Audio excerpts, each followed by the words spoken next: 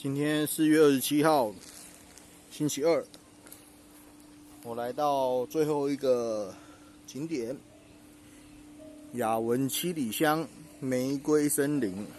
这里真的种植很多玫瑰，然后前方是观光工厂，这里不用门票，然后有很多台游览车，意思就是说这里是团客会常来的地方。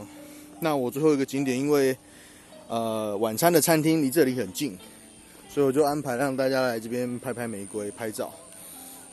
这边玫瑰花真的很多，尤其是我现在走到后山上面，那前面真的是很多，也是满山遍野。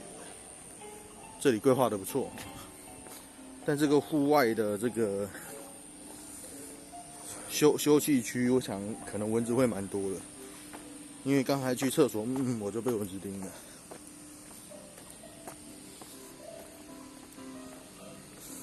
坐在这里喝咖啡应该蛮惬意的。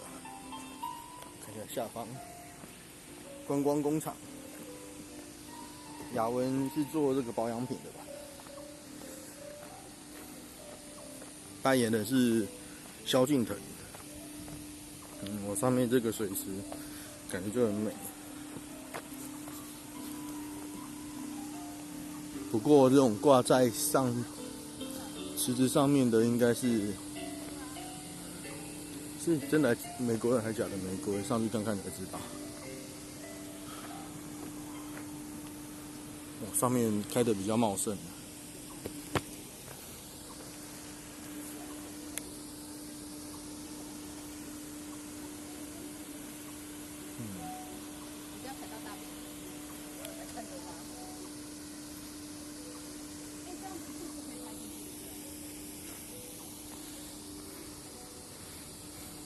很想上去啊，感觉上面开得比较好。上面有人在自拍。好，先绕一圈吧。这里有没有地方可以下去呢？玫瑰绿廊，绿色隧道，应该会有紫藤吧。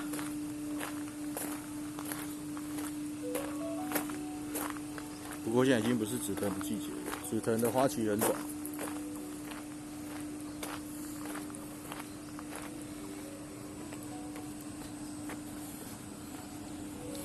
真的到处都是玫瑰花，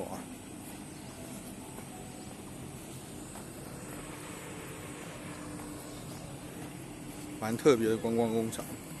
右边是1层、2层、3层、5层楼的大楼，工厂大楼，像工业区一样，然后被玫瑰包围着，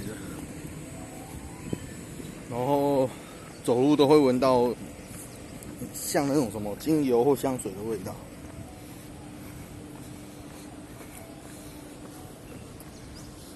所以这不是花香。